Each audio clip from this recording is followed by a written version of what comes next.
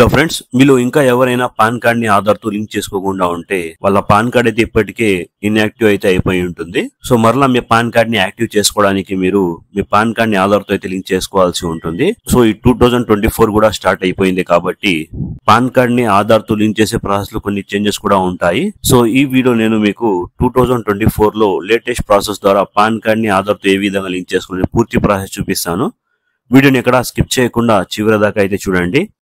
So మన pan కార్డ్ని ఆధార్తో లింక్ చేసుకోవడానికి అన్నిటికన్నా ముందు మనం ఇన్కమ్ ట్యాక్స్కి సంబంధించిన అఫీషియల్ వెబ్సైట్లోకి అయితే రావాల్సి ఉంటుంది. దీని యొక్క లింక్ మీకు వీడియో డిస్క్రిప్షన్లో కూడా దొరుకుతుంది. సో ఇక్కడి నుంచి మన పాన్ కార్డ్ని ఆధార్తో లింక్ చేయడానికి ఒక ఆప్షన్ అయితే ఇవ్వడం జరిగింది, లింక్ ఆధార్ అని. సో దాని మీద క్లిక్ చేసుకోవాలి. దాని మీద క్లిక్ చేసుకోగానే ఇక్కడ చూడవచ్చు కొంత ఇన్ఫర్మేషన్ అయితే ఇక్కడ మనకు ఇవ్వడం జరిగింది.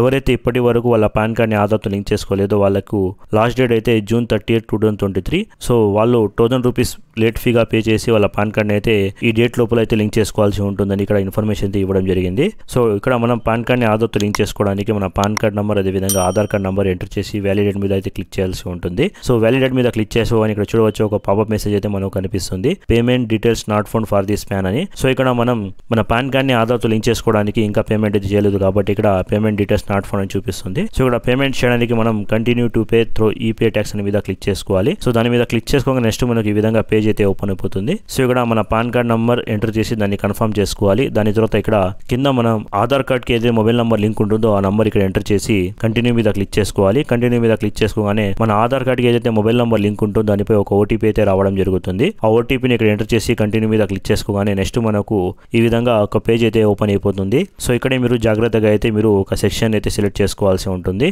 సో చాలా మంది ఇక్కడ తప్పులు చేసి వాళ్ళ అమౌంట్ అయితే లాస్ చేసుకుంటూ ఉంటారు. సో అందుకోసం మీరు చాలా జాగ్రత్తగా అయితే ఇక్కడ మీరు పేమెంట్ చేయడానికి ఇన్కమ్ ట్యాక్స్ అనే సెక్షన్ ని సెలెక్ట్ చేసుకోవాలి. సో ఇన్కమ్ ట్యాక్స్ ఉంది కదా, దాని కింద ప్రొసీడ్ మీద క్లిక్ చేసుకోవాలి.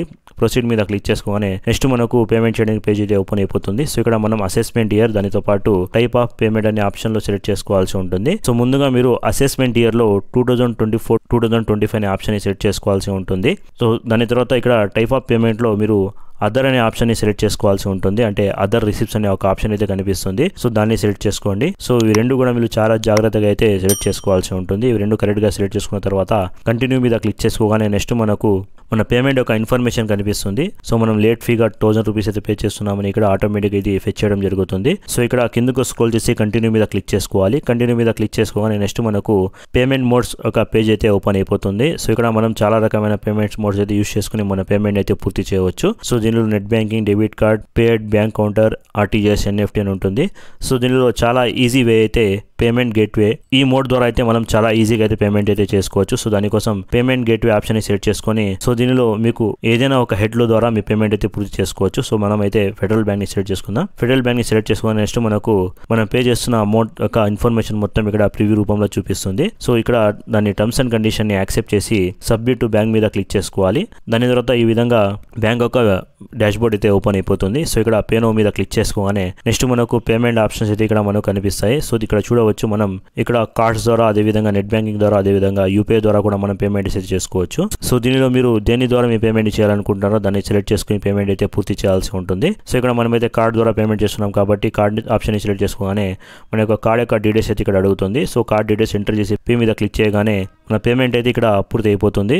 సో పేమెంట్ పూర్తి చేసిన తర్వాత ఇక్కడ చూడవచ్చు the challan payment slip is successful అని ఇక్కడ చూపిస్తుంది. సో మనం ఈ డౌన్లోడ్ ఆప్షన్ క్లిక్ చేసుకొని మన పేమెంట్ స్లిప్ ని అయితే ఇక్కడ నుంచి డౌన్లోడ్ చేసుకోవచ్చు. ఈ పేమెంట్ చలానాలో మన సంబంధించిన అంటే మన పాన్ కార్డ్ కి సంబంధించిన అదేవిధంగా మన పేమెంట్ కి సంబంధించిన మొత్తం ఇన్ఫర్మేషన్ అయితే ఉంటుంది.